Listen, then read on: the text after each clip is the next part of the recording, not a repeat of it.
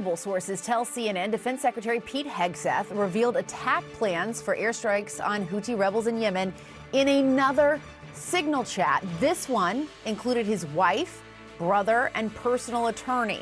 Now, this second signal chat is in addition to the one Hegseth used to communicate about military plans with cabinet officials last month that is now under investigation by the Defense Department's acting inspector general. I want to go straight to CNN's Kevin Liptak, who is at the White House for more on this.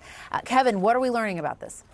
Yeah, and if this all sounds sort of reminiscent of that scandal that engulfed the administration about a month ago, it should, because the Secretary of Defense, we are now learning, shared very similar details about the U.S. attack plans on the Houthi rebels in Yemen on a second signal group. And we understand that this included things like takeoff times for some of those fighter jets as they were preparing to strike those targets in Yemen. The big difference here is who comprised each of these signal groups, because remember that first time around, that group was created by the National Security Advisor Mike Waltz. It was intended to coordinate this attack with members of the cabinet officials who were in top national security positions in the administration, and he inadvertently included the journalist Jeffrey Goldberg.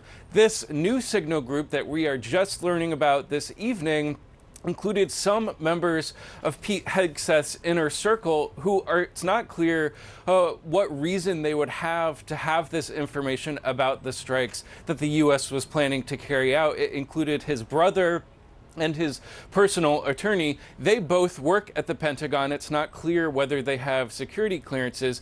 It also included his wife, Jennifer, who has accompanied him previously in meetings with other foreign officials, which has raised some eyebrows among certain officials at the Pentagon. Now, as you mentioned, that original signal sort of snafu is now being investigated by the Inspector General at the Pentagon. It's not clear whether this latest revelation will be included in the review.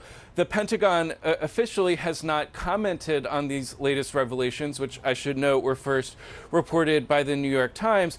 But this does punctuate a period of chaos inside the Pentagon and inside the inner circle of Pete Hegseth. You'll remember just last week, senior officials who were in sort of his front office at the Pentagon were fired essentially for what officials described as a leak investigation